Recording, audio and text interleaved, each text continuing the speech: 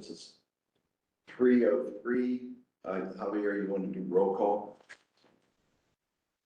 And everyone, please remember, turn your camera and mics on for roll call. Veronica Escalera Ibarra, Here. Lyle Hufstetler, Here.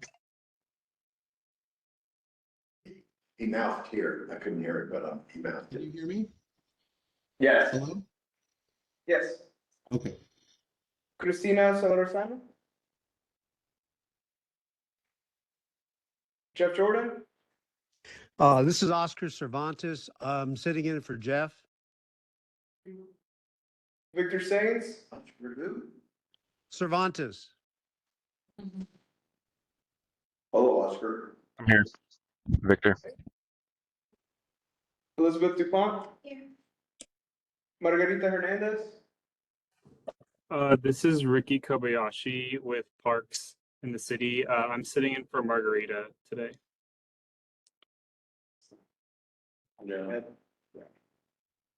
okay, Jacob Howard, Javier, what were you saying about Ricky? He's not he's not the alternate. Doesn't count. Ricky, in future meetings, let's go ahead and get you set up to be the alternate if we can, because otherwise you cannot be a voting member for Margarita. Sounds As good. it stands, so. Jacob Howard,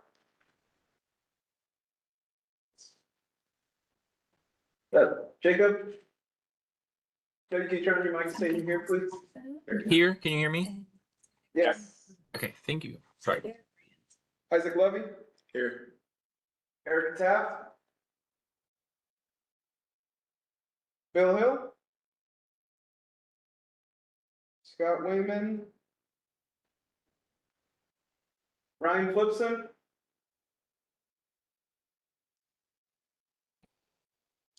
Bert Piquel, I'm here. Joey Pollock, Here. Robert Hanley, Here. Jordan Burson,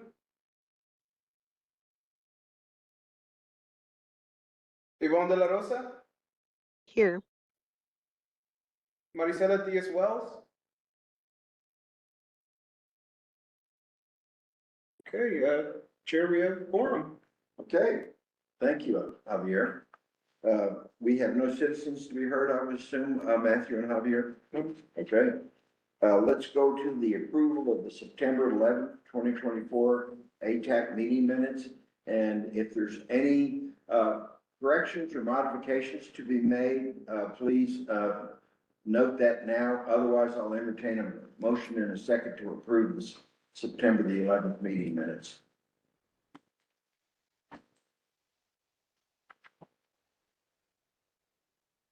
A motion to approve.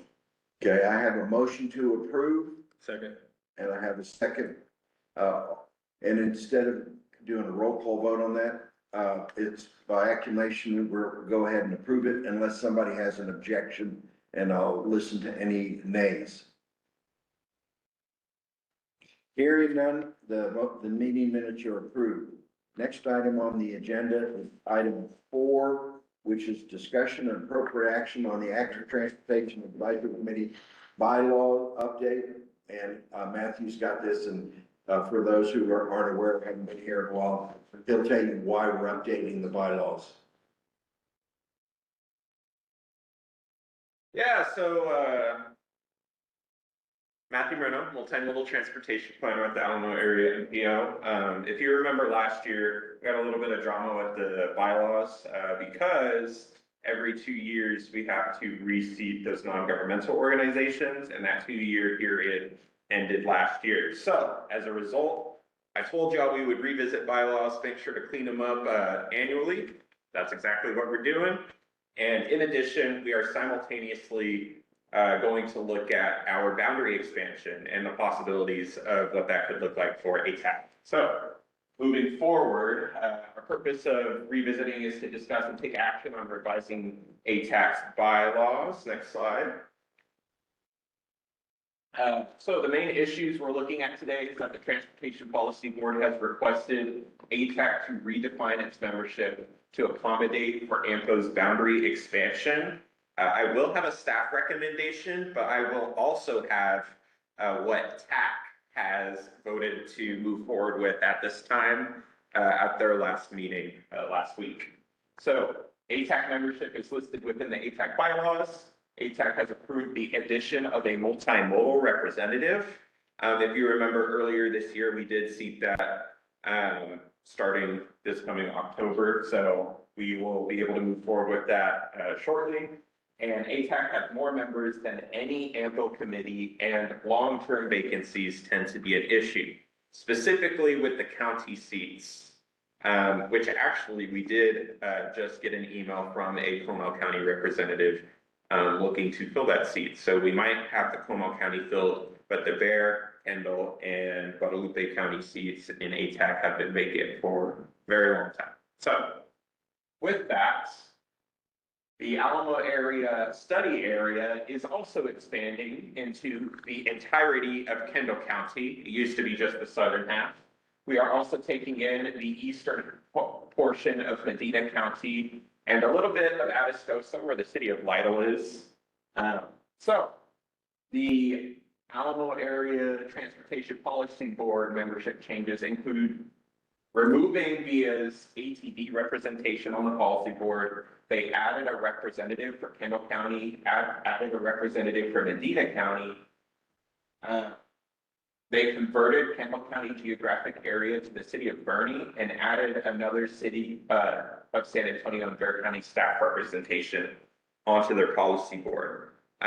They did this because the policy board has to have some sort of proportionality in regards to population.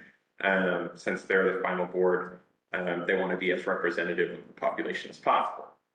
Next slide.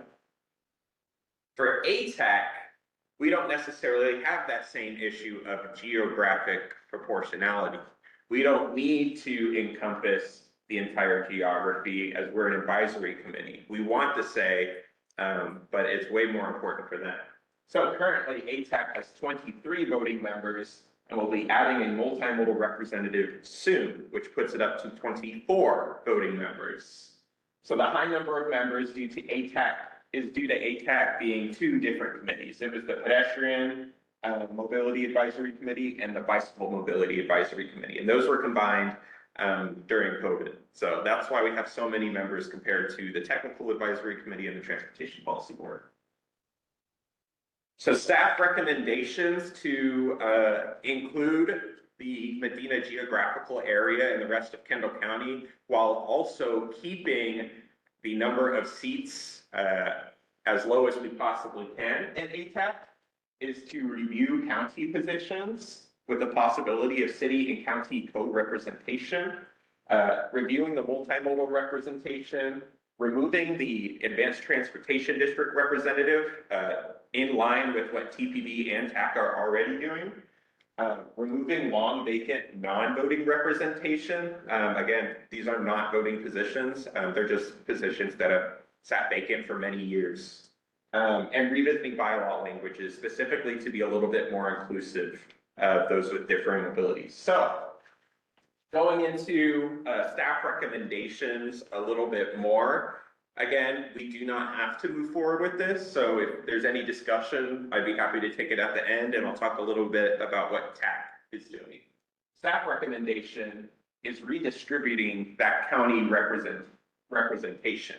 If you remember, I said that the county representative seats have been vacant for a very long time, and we have reached out to try and fill those seats and have not had luck in getting people to fill those seats.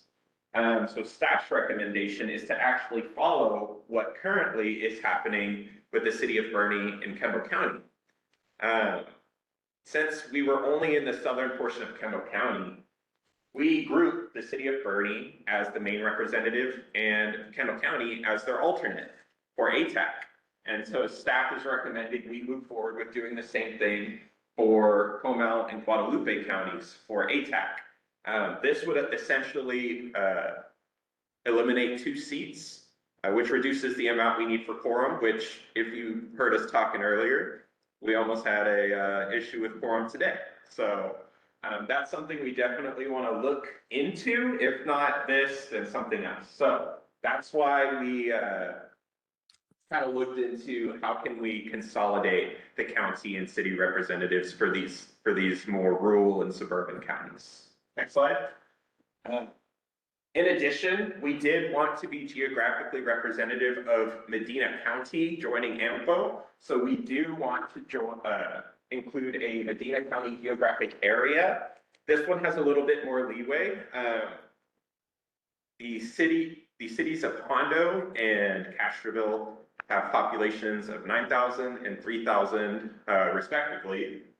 And Medina County has somewhere in the realm of 20,000. So we wanted to give that county's geographic area the choice of representing either a county representative or one of those city representatives to be on ATAC. Hopefully to get that position filled a lot easier than we currently see a county representative. And Matthew, for all practical purposes, if you have a county representative, the city's in the county, so we can cover both bases. Not necessarily. So for ATAC purposes, we need internal, we need an internal supporting documentation from either the county or the city. And our bylaws specifically call for, if it's a county representative, they have to be from the county. So that's why we gave it a little bit more flexibility in this definition, so that we could fill that seat. In addition, we did revisit the multimodal transportation provider, but in an effort to make filling that seat a little bit more flexible, we decided to look at the micromobility provider. As you know, the B-cycle has downsized significantly this year. And the only other kind of micromobility agencies we see in San Antonio are going to be private companies who might not necessarily care to be in an active transportation advisory committee. So we decided to give that, redistribute that representative into the multimodal category, meaning they can still be, if B-cycle wishes to be an ATAC again, they would still qualify under that multimodal organization, but it's just more of a broad pool. So we would be adding that multimodal representative, like we said earlier this year, and then redistributing that micromobility to that multimodal representation, giving us 2 representatives. So that's kind of the thought process behind that. Removing the Advanced Transportation District position to match what the Technical Advisory Committee and the Transportation Policy Board are doing. Next slide. And removing Bike Texas and the San Antonio Tourism Council. They're both non-voting ex officio members of ATAC, but both of those positions have been vacant for a couple of years at this point. So just removing them from our bylaws. Of course, they're always welcome at the meetings, but just removing them from the bylaws to clean up that language a little bit.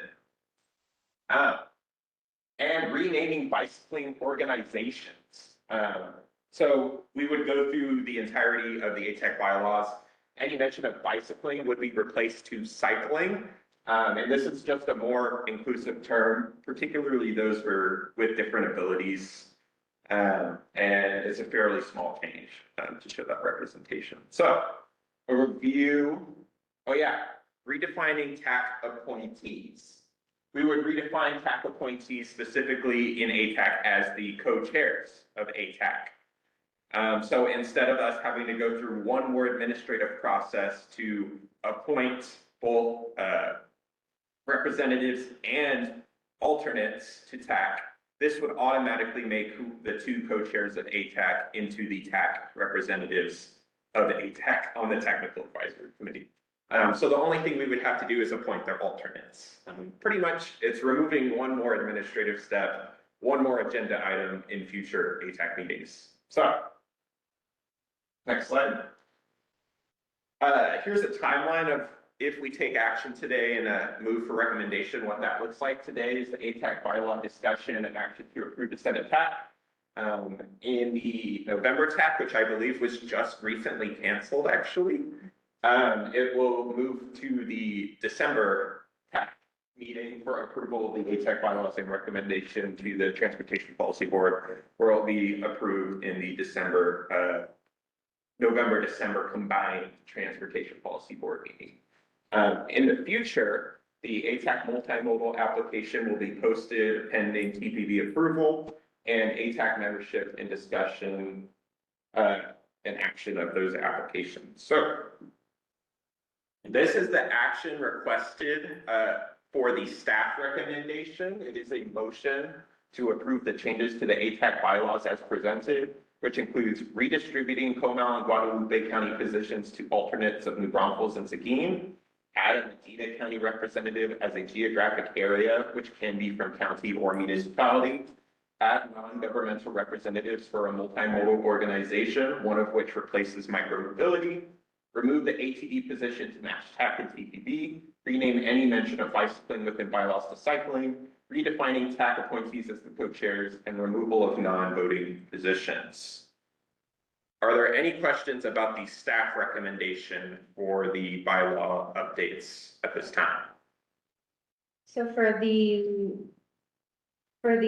Kamal County alternate, so would that person then be replacing my current alternate?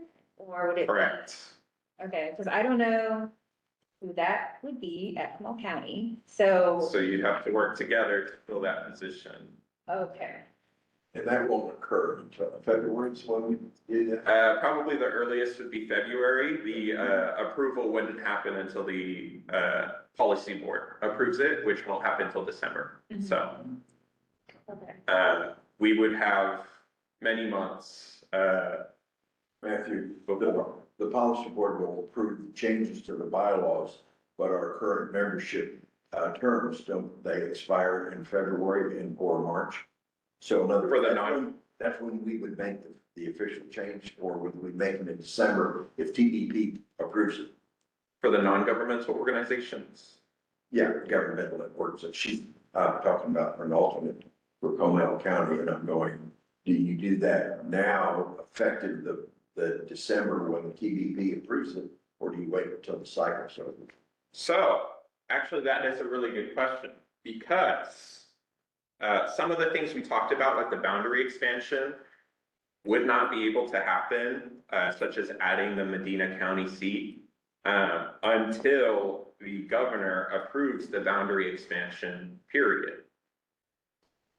So that boundary expansion is currently sitting at the Texas Transportation Commission's desk.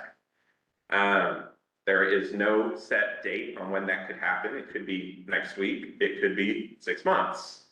But most likely those county positions and the consolidation of the county representatives and the addition of Medina would not happen until the boundary expansion passes. Okay, so for right now, for all practical purposes, depending on when the state approves it, makes the change. All the membership stays just like it is right now. Correct, Okay. until that boundary expansion happens. Yeah, exactly. Yeah. And TPB approves it in December. That's all right.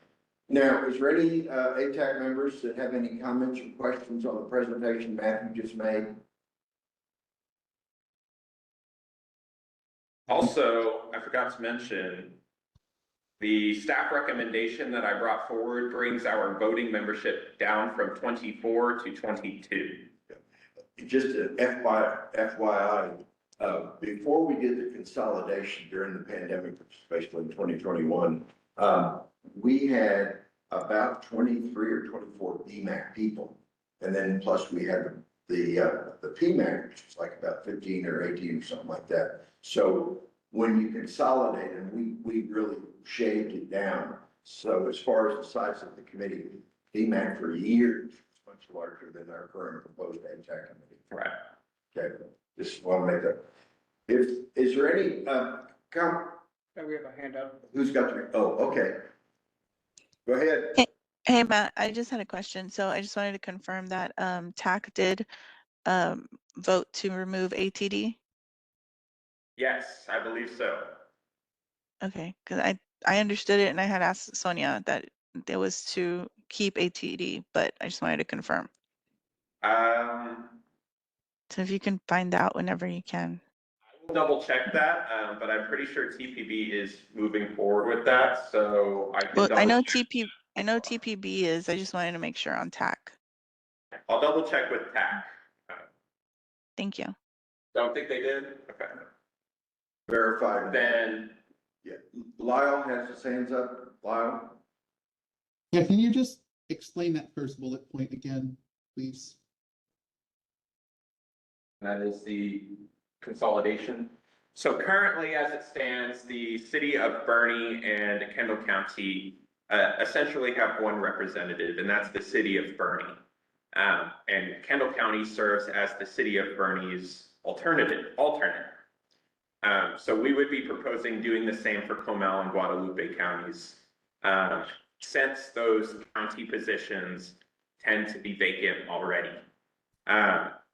So what this does is it reduces the amount of vacancy, making it a lot easier for us to get a quorum during meetings.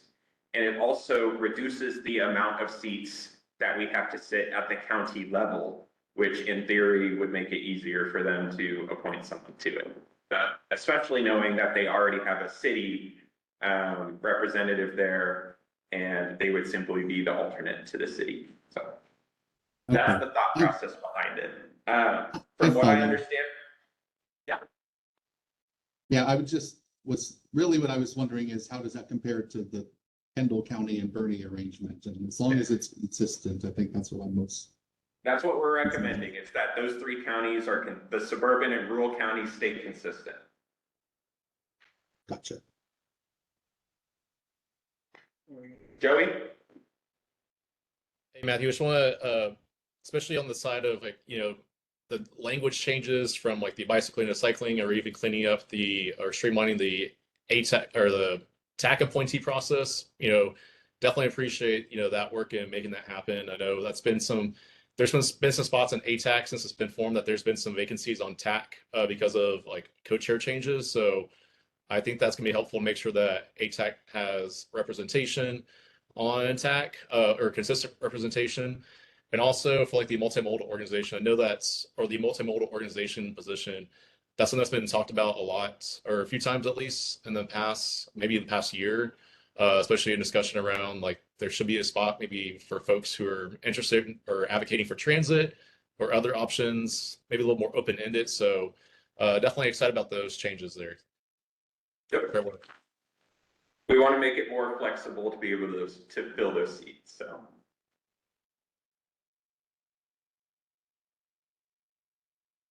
Just seeing any other hands up here.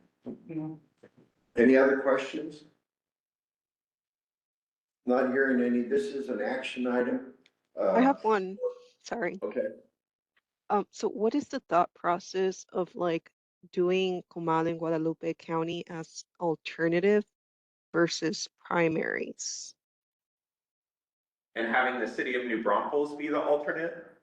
Yes, because what if there's like the county, they usually have a couple of cities. What if at some point they decide to have another county as a representative, another city as their representative? Usually we see the most active transportation facilities in those higher density, those county seats. So that's the thought process behind that. So that's Seguin, that's New Braunfels for Comal and Guadalupe counties. And so they're generally the ones that are the most interested in ATAC as an active transportation advisory committee. That's not to say counties aren't interested. It's just we've had those positions vacant for a long time and they've not wanted to fill them. So in order to kind of consolidate those positions and still have them as a part of ATAC, we decided to make it the same across the board for the suburban and rural counties, as currently stands with Kendall County. So. And didn't you say earlier, Matthew, that this was tracking what TAC was doing? That was for membership, where the technical advisory committee. Aren't we mirroring how they treat those those entities, county, city entities? No, so they differ from both the TPB and ATAC. So we were following TAC and TPB's lead with the ATD. Okay. But at their meeting, they did not move forward with removing that ATD position in TAC. They did in TPB. So Well, so earlier you mentioned that somebody at Kamal had reached out about being involved, I'm assuming? Yes, So I guess, as the primary. right, so I guess, and I haven't really spoken to Kamal County too deeply about this topic, so I don't really know where they stand on it, but I kind of would prefer to have a little more information about what they want their role to be before I effectively take it on and or they take on representing New Braunfels. Yeah. So that's kind of where I'm at with that. I did email Kevin Webb about these proposed changes actually this morning, because that's when we got the email about the Cumberland County representative. Actually, I believe it was yesterday. So Kevin Webb is aware of the representative changes for Comal and New Braunfels. And stated support that if it were that Comal County were to be the alternate, that person that they're recommending to be on ATAC would be the Comal County alternate. Okay, Matthew, so the action item on this is for ATAC to vote on the staff's recommendation, but it's still, when it goes back to TAC, because we go to TAC and then TAC goes to TDP, there still could be changes. Correct. Okay. TAC can always make changes to our recommendation. Yeah. I think Yvonne had it first, unless it's still up from last time. Yeah, it was still up from last time, but I still had another comment. So New Braunfels could technically be a primary for either Comal or Guadalupe, since the boundary touches both of those counties. We probably wouldn't do Guadalupe. Yeah, we would say that stays with the city of Seguin. Yeah. Cause we can't really dictate too much of how rivers get built anyway, so it wouldn't be appropriate probably for us to be. Okay. So, That is a good comment, though. Lyle? still got your hand up? No, as this is new, I think, Matthew, your point is well taken. You know, that I think most of the bike ped activity in Comal is going to be in its largest city by far. Guadalupe, though, I'm not so sure about, because you have Seguin as a major population center, but you also have the I-35 corridor, and I know there's a lot of trail activity expansions going on there. So I don't know if it makes sense to limit either of those to New Braunfels or Seguin. If you can just open it to like any municipality, that might be better. We do have Northeast Partnership representation on ATAC as it stands, which includes those cities that go into Guadalupe County along that I-35 corridor, so. Okay, that's true.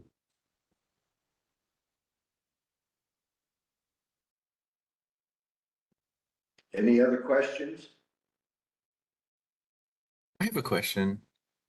If an alternate, this is maybe silly, but if an alternate and the primary members are both present at a meeting, does their vote both count, or does the alternate's vote only count if the primary is absent? The alternate's vote only counts if the primary is absent. Okay, thank you. I'll entertain a motion and a second for approval of staff recommendation on changes to the ATAC bylaws.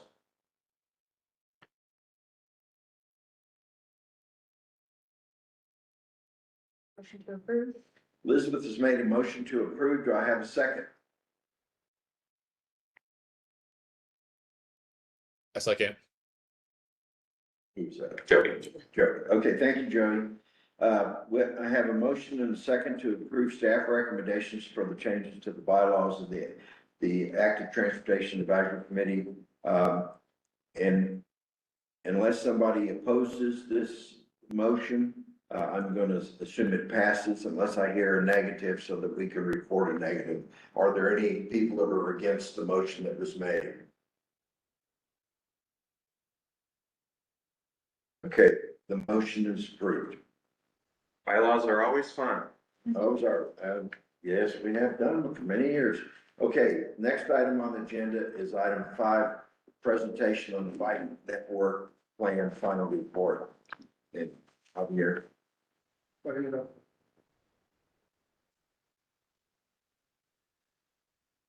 You can just back it out.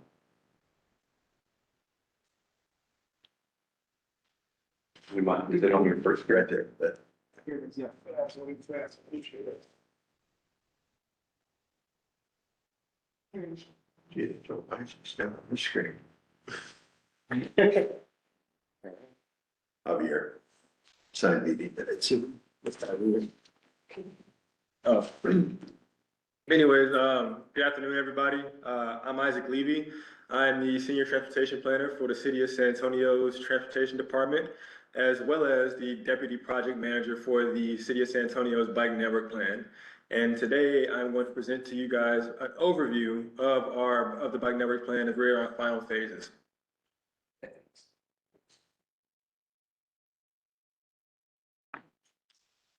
So for those who have been entrenched with the Bike Network Plan since March of last year, you guys probably already know that we're kind of towards the end of our time with the Bike Network Plan. We're kind of in the final phases, or we're completing our final plan.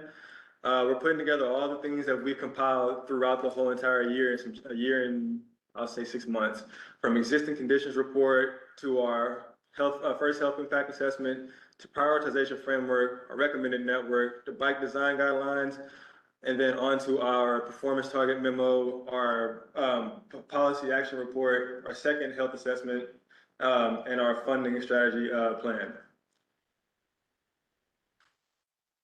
So during our public engagement phases, we had 3 total public engagement phases. The first one, we were just trying to get a better idea of what our citizens thought of riding in the community of all ages and all abilities. And if they were not riders, what prevented them from riding, whether it was safety, whether it was just concern of condition of facilities, or a lack of connection to other destinations.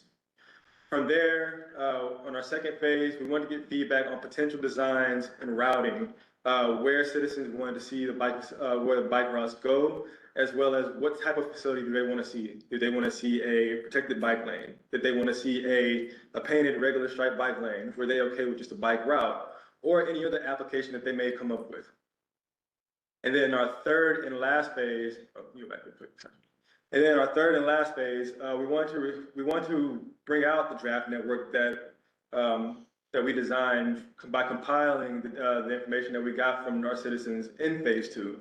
From there, we presented the draft network, and we wanted them to go through road by road, as they felt, road by road, to get feedback on the draft network, if there were things that they were concerned about, if there was an application that they felt as though we may have missed, or if there's a connection they felt as though we may have missed or may have been needed. Throughout all 3 phases, we had 43 engagement events. So we want to make sure we really crossed our T's and dotted our I's with our citizens and made sure that we were getting out to them as much as we possibly could. And also during this time, whether during in phase or out of phase, we were conducting both online and in-person surveys. And we had over 3,600 survey responses throughout the whole entire Bike Network Plan so far. Also on top of this, kind of like a double whammy, we also had 4 stakeholder committees that were created, starting with the Internal Advisory Committee, which mainly consisted of City of San Antonio departmental people who would be a part of it, whether it be Public Works, Parks, or Planning. We also had our Technical Advisory Committee, which included mainly our external partners who were experts in the field, such as TxDOT, VIA, AMPO, and CPS. We also had a mobility working group, which mainly consisted of community members from a variety of organizations, whether they were a homeowner association, whether they were a bicycle group, or whether they were a nonprofit group. And then lastly, but most importantly, we had our Health Impact Assessment Committee, which included not only just experts within the public health community in San Antonio, but also disability advocacy groups that exist throughout our community. We also held 5 separate stakeholder roundtable group meetings. These 5 stakeholders were our developer groups, our disability advocacy organizations, our partner cities like Castle Hills, Schertz, and Balcones Heights, school districts such as SAISD and Northeast ISD, and research institutions such as UTSA and SWIRI. So if you look at the map on the right, there we have is our existing bike network. As you can see, is mainly highlighted by the trails and the greenways that we have, whether it's Salado Creek, Leon Creek, or Medina River and San Antonio River. But in between those greenways, you don't really see too much of the smaller, more faded green lines, because in San Antonio, we don't have enough of them. Those are the existing routes that currently are on our city streets, whether they're off-street or on-street. However, thankfully, this is not a static thing that just exists in the city, as the city is making improvements on this network. In fact, over 30 miles, at least 30 miles were added last year to our bike network, including our beautiful Avenue B at North Alamo bike lanes.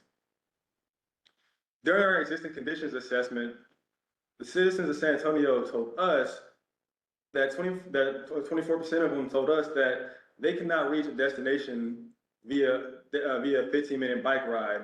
But however, only 2% told us that they couldn't reach their same destination by car. And this is indicative of the lack of on-street or off-street facilities connecting the Greenway trails or to their destinations that exist within our city. Next slide. So currently, as you can see on the bottom 5, we have 5 different applications of bike facilities that we intend on using for our bike network, whether it's a bike boulevard on a local street, a traditional bike lane like we usually see around San Antonio that currently exists, a buffered bike lane on more busier streets, or a protected bike lane, or a shared use path on our most busiest right-of-ways. We want all these designs to be part of the bike network, but they need to be applied with a certain amount of sensitivity, whether that is to, as well as roadway context, whether that's to motor vehicle speeds and volume that exists on that right-of-way, roadway classification, whether it's a local A, B, or C, or collector A and B, a primary arterial or a secondary arterial, and most importantly, as you can see on the map on your right, surrounding land uses. And so we want to make sure that it's all context sensitive and make sure that we're making the right moves when we're applying these applications on our right-of-ways.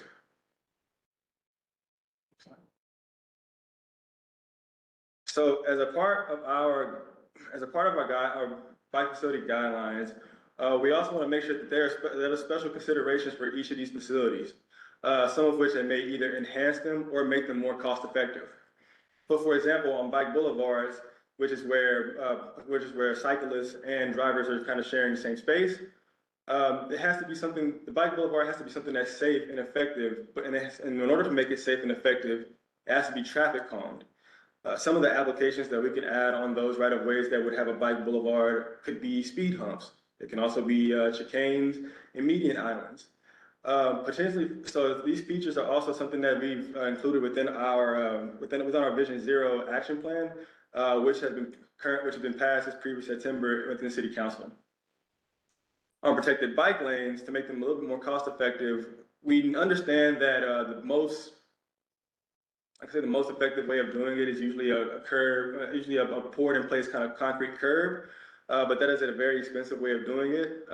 So to make it a little bit more cost effective, we could either have things like parking stops that act as a divider between parked vehicles or vehicles that are driving by, as well as in the bicycle lane, or we can add flex posts to kind of add a little bit more visibility. That way drivers can see that they're encroaching upon a bike lane or near a bike lane. Next, we understand that we can't have a complete bike network without addressing concerns at intersections. For those who were involved in the bike network plan early on, when we had our meetings with our different stakeholders and our different groups, we understood that there was a lot of gaps that were involved intersections. And so to make sure that we're addressing those concerns, in our bike facility guidelines, we have intersection designs that we're going to be addressing. These are depending on the type of roadways that are going to be intersecting, as well as the type of applications that have been applied onto that roadway. And the guidance also gives, the bike facility guidelines also gives guidance for particular circumstances, such as right turn slip lanes. And then also we have special guidance, so for ADA compliant parking. We understand that parking kind of tends to compete with bike lanes when it comes to curb space. especially in the ADA world. And so we want to make sure that we're addressing ADA concerns, as this was just a concern not just in this bike network plan, but also back in the 2011 bike plan. And we want to make sure that we're addressing that by making sure we're having the right design that accommodates for those who are in need of ADA accessibility. Also too, bike and transit also tends to compete with bike lanes on curb as well when it comes to conflict points between passengers and cyclists. And so to make sure we're addressing that, we are also including designs to try and mitigate the conflict points and the issues between those who are embarking or disembarking from a transit vehicle going into a bike lane onto the curb. Such as floating bus stops. And then lastly, we have bike parking guidance as well that recommends standards for not just placement and not just design, but the functionality of bike parking installments. So in the creation of our recommended network, it was kind of a 4-step process. First, of course, we start off with our existing conditions, which take us into account the roadway that the bike facility is on, the attributes and its destinations, as well as the demographic data that is around the city, particularly through our equity atlas and our upcoming projects and inventory. And then also we brought in our current bike facilities that we have in the city. From there, we moved on to identifying different gaps that existed within our network, whether it was a small gap, a corridor gap, or expansion opportunities that could be done to improve our network. When we were finished with that, we were able to present a complete bike network. But as you already know, we live in a very, very large city, not just population-wise, but area-wise. And it needs to be something that can be implementable as well as feasible. So we divided the recommended network into 2 different parts, to our tiered projects and to our network hierarchy. We have 3 different types of hierarchies when it comes to the recommended bike network, starting with our primary network, which is more of like the arterial of the bike networks, not including the greenway trails, but more the arterials, your more direct routes, your more direct connections, and your fastest connections in between different destinations. Next, we have our visionary network, which are right-of-ways that are important, but less direct to riders.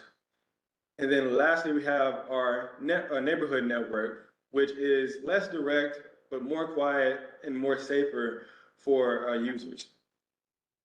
For tiered projects, we have broken up into 4 different tiers. Tier 1 being the ones that were highly feasible and high priority and highly desired by our citizens. Tier 2 being feasible but moderate priority. Tier 3 being less feasible but a little bit more priority, but about moderate priority. And then Tier 4, which is just low feasibility and low priority. Next slide. So again, as you can see on the map on the right, it's kind of giving a little bit of an example showing how we see our different levels when it comes our hierarchies when it comes to our bike network. Again, starting off with so you're showing the neighborhood right now, then it goes into showing our visionary, which is in the yellow, and then shows our existing, and then it goes into showing our primary. And so again, for our existing facilities, these are both considered both existing on-street and off-street facilities. As I mentioned before, for primary is our direct bikeways that are connecting to our main destinations. These include roadways. I want to make a note though, roadways that were maintained by TxDOT were excluded from the primary network, as we wanted to include roadways that can be directly implementable by the city of San Antonio. From there, on the visionary network, these include other bikeways that are either less direct or serve fewer connections.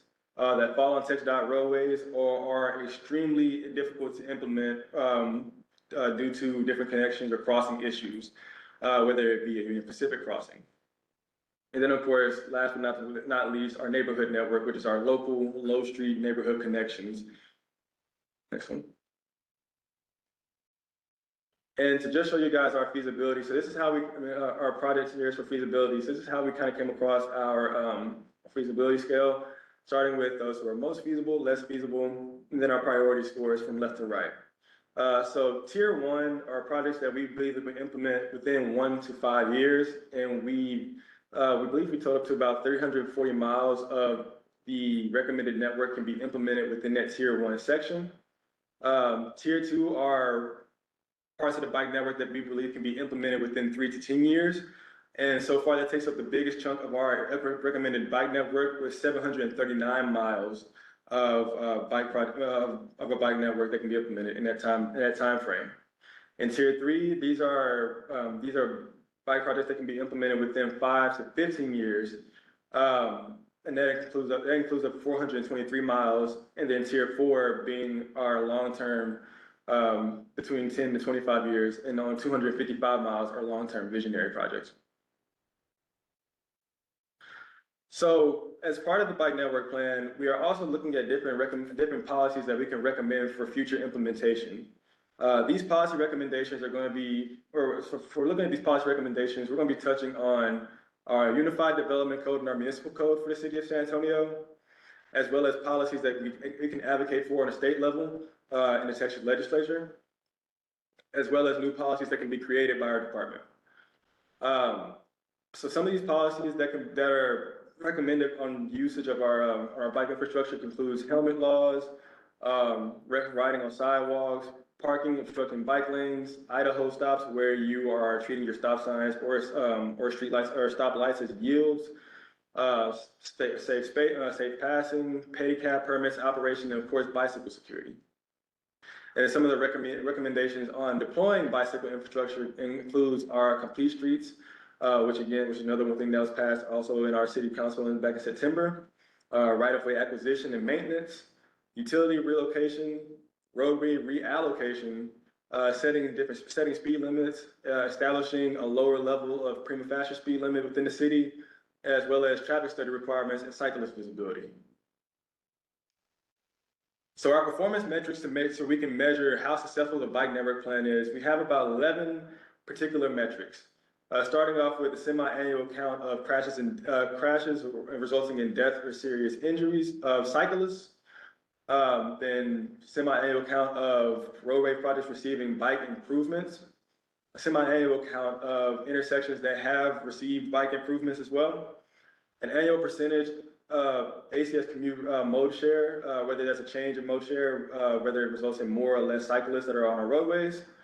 A semi-annual count of policies implemented and programs created or grants applied for and received by the city, whether it's our transportation department or other internal departments.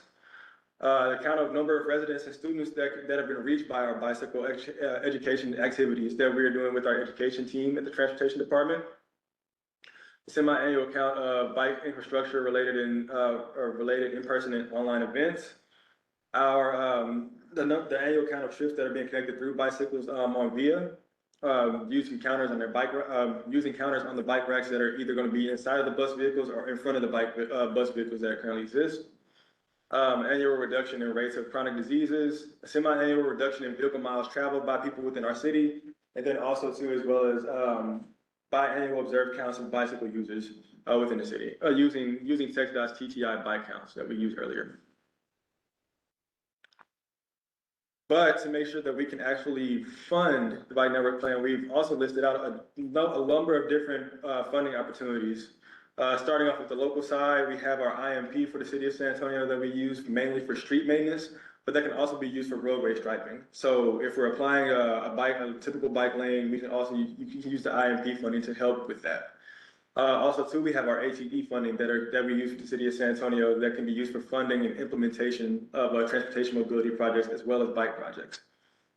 To move on to our regional side, we have match funding that can be distributed by AMPO, which includes the STBG or Surface Transportation Block Grant. In the state level, we can use different funds that are match funding from TxDOT, including CMAQ funding, as well as through Transportation Alternatives Grant or TA grants. And then on a federal level, we can direct funding to the city through the bipartisan infrastructure law, which was passed in 2021. This includes the Active Transportation Infrastructure Improvement Program, as well as RAISE grants, which I would like to kind of toot our own horn on that we were a recipient of grant not too long ago as well for the city of San Antonio for $650,000. So yeah. So that is the end, and I'm willing to take any questions. And yeah. And also too, I want to let everyone know that we do have our group on our team as well. That includes David Bimperad, who has been a standout person over at RSNH, as well as Sarah as well. So we're here to take your questions. And also Liz, hi. How can I forget Liz?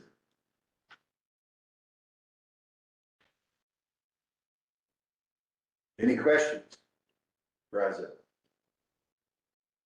Or anybody on our team? I wanted to say that the intersection designs that you showed earlier are amazing. I've always hated those floating bike lanes with those right turn only lanes. And so seeing protected intersections in design guidelines and ways to retrofit slip lanes is something that's really cool. And I love the inclusion of raised crosswalks, raised crossings with that as well. Like, great job. That was really good, Matthew, because depending on what right of way is available, obviously the protected intersections takes up the most space. But at least if you don't have the real estate, then you have other options. So I like the idea that these are options that can be implemented, Isaac. So I thought that was good.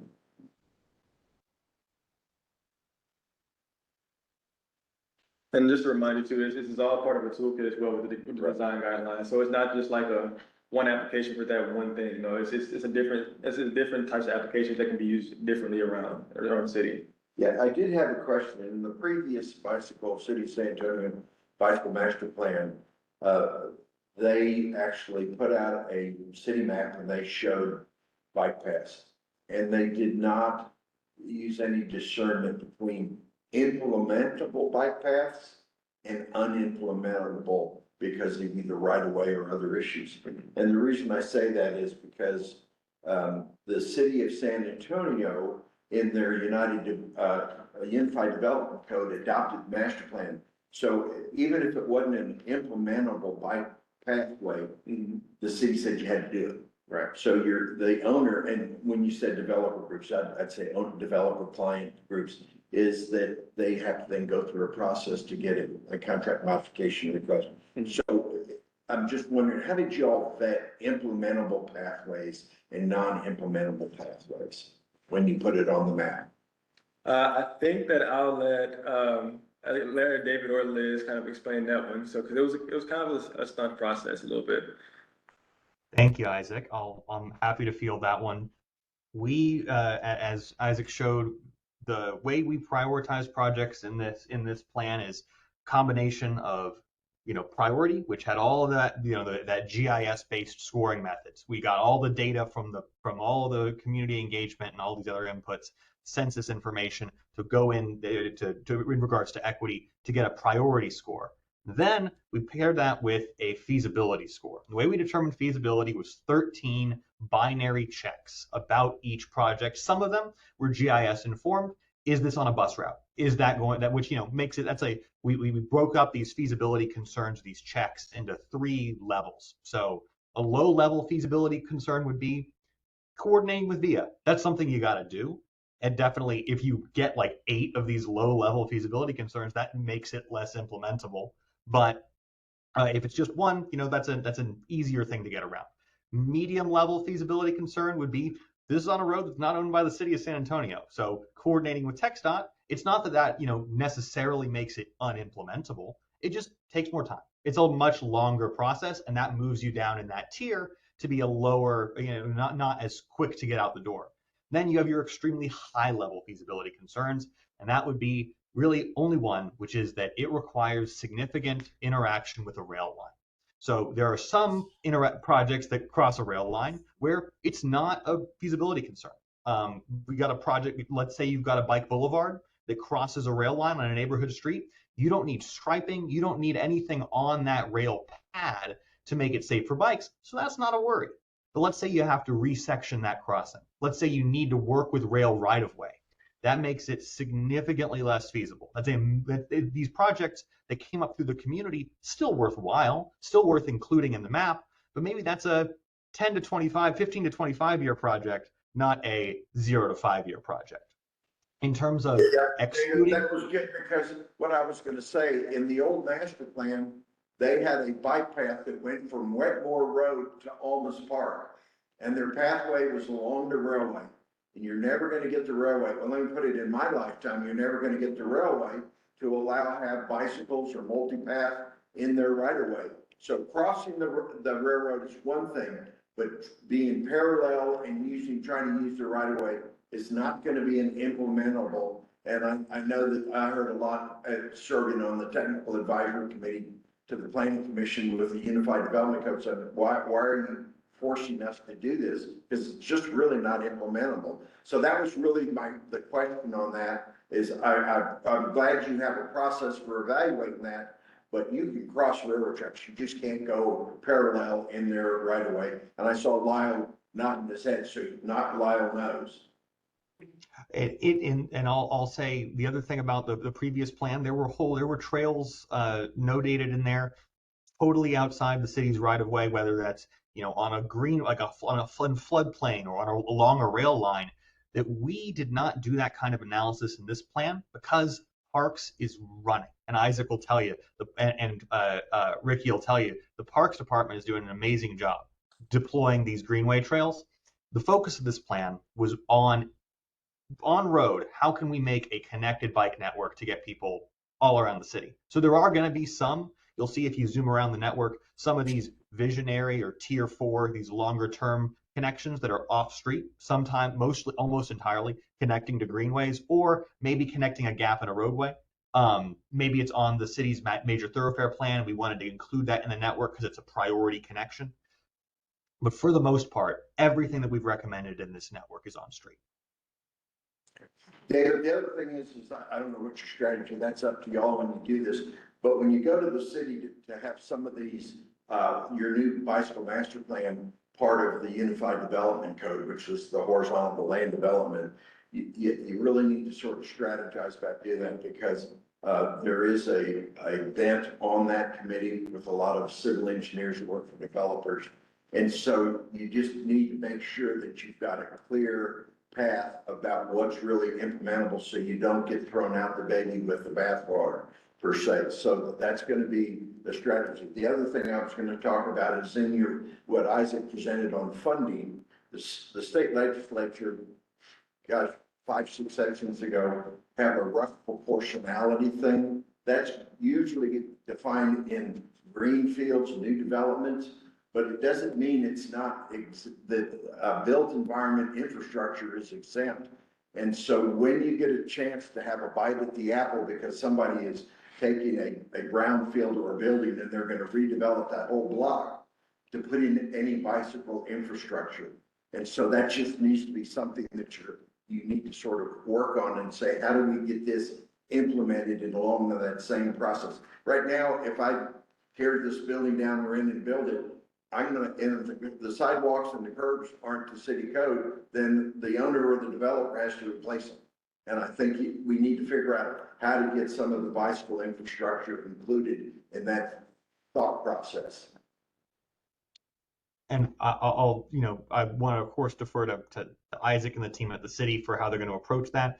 The goal of this plan is to arm the city's transportation department with the designs that y'all have seen some of, but that there are more of on the back end, with the sections of the code that should be considered for revision, to give them the tools and the analysis and the background so that next year, the year after, and the year after that, Isaac and Harley and the great team at the city of San Antonio can take those forward in during your every 5-year UDC update. Maybe it's an out of cycle update, that they have the background to make these changes. The approach is going to be, like we said, it's beyond the scope of this plan. The goal of what we're trying to give the city is the tools and the resources they need to make those changes. And again, we don't plan on doing kind of, again, like the recommendations, that's one of the things we can add on the policy recommendations as well. We don't plan on doing kind of UDC amendments this time around out of cycle, but when 2027 comes around and it starts going through cycle again. I don't know, I don't know what the city's done because it was supposed to be in 2021 COVID, so they put it off to 2022. And we met from January to June on those amendments. And so do you go back to the 21 and say that in 5 years it's 26, or do you go from 22 and it's 27? And so that gives you a timeline of understanding when that's going to be reconsidered for amendments. Yes, sir. Any other questions from ATAC members for Isaac or David or Elizabeth? I like the presentation. It's good. And it's getting ready for implementation and approval. Yep, by January, we'll be crossing the finish line, so. Good. There's a lot of work that went into this, I can tell from being intimately involved with the previous semester. So this is good. Y'all done some good work. Thank you. Couldn't have done about the great team we have. Thanks, Joe. Any other comments or questions? This was not an action item, it's an information, so I appreciate Isaac and his group presenting it, but if there's no more questions, we'll move on.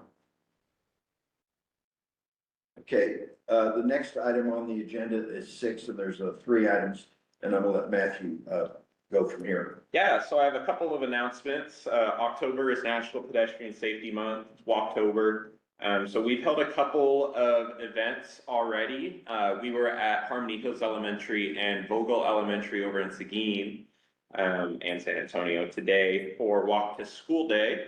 So we had at least a couple hundred between the 2 schools participate. And we partnered with Safe Kids, which is led by University Health, to do that. So if you are interested in looking at what other events we're doing for Walktober or wanting to get involved with Walktober, contact Mia Garza-White. She's our communications director at garza-white@alamoareanpo.org. The next announcement is that our Complete Streets work group that I presented on at a past meeting will be meeting in the first week of November. I believe the date is set for November 4th. So ATAC and TAC members who wish to participate must contact me, Matthew Moreno, at moreno@alamoareanpo.org for more information. We'll be taking volunteers for that. But we do want to make sure we have geographic representation. So any holes I see in representation on that working group, I will be sure to go in and reach out to people to fill them. I will get that hand for in a moment. If you're interested in participating in any of the following work groups, contact Sonia. And that is the Project Readiness, Regional Freight Study, the project called Project Scoring Criteria, the Regional Thoroughfare Plan, the Como County Railroad Crossing Study, the New Braunfels Transit Connection Study, the VIA Shelter Assessment, Curb Management Study, the Safety Action Plan, and the Transportation Systems Management and Operations and Intelligent Transportation Systems Working Groups. So we have a lot going on here at the MPO. So if you are not involved in one of these working groups and you are interested in being involved, reach out to Sonia. And if you want to be in the Complete Streets one, reach out to me. The next ATAC meeting will be a walk and bike night. I am still gathering the details for that. If you would like to present on something specifically about maybe a trail or parks or anything that your city is doing, reach out to me. I will be reaching out to some to try and get some participants to present at that. That's scheduled for November 13th at 6 p.m. And I'm still finalizing the location for that as well. One more announcement is that I will be taking over some of the TIP project updates. So if you have project updates for TA projects, such as project letting or construction or completion date updates, anything like that, please send me those updates and I will make sure we update that in any amendments we need to do or I will just let Sonia know about those. So if you have any TA project updates that have been funded by AMPO, please contact me to let me know about those updates moving forward. And Bert, you had your hand up. I believe you have an announcement. It's not an announcement, Matt, but just a reminder for folks to be safe on the trails. You know, recently we've had these unfortunate situations at Salado Trail and up at Walker Ranch, and you know, we have so many people that utilize the trails, not only our walkers, but of course cyclists and everybody else. And with the increase of extensions from neighborhoods getting into the trails, the safety and security might be something that folks might need to be a little bit more involved with, because situations can happen almost anywhere. So I know I'm preaching to the choir, but I just would like for folks to realize that to be safe and to not fear the trails, but to be comfortable, you need to be aware of what's going on to have a good journey. That's all. Thank you, Bert. Anyone have any other announcements for ATAC today?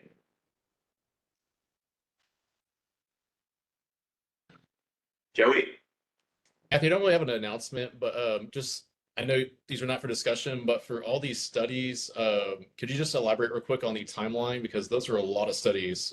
Just curious, like if somebody was interested in getting involved in a few of those are active transportation related. So if you can elaborate maybe real quick on what the timeline for those might be, for those who might be interested in participating. Yes, I can do a few of them. Just put Joey's name next to all of them. I don't have the timelines for all of the studies, but the ones I do know about, I can talk a little bit more about. That's the project readiness, the project scoring criteria. If you hadn't heard, we opened up a project call on October 1st. It's the fiscal years 27 through 30 tip, I believe, or something along those lines. And it's $265 million up to fiscal year 32. So these two working groups will be focusing on that for the call for projects, which ends in May. So if you are interested in the project readiness and the project scoring criteria, please email me immediately, because we will be starting those meetings in November. So that'll run from roughly November to about May. A lot of these other ones, the New Braunfels Transit Connection Study, the Via Shelter Assessment, Curb Management, and the Safety Action Plan, will be going on throughout fiscal year 25. I do not have specific end dates for those, but just know that those are longer studies that will take place over a much longer period of time. So that's about all the information I can give you about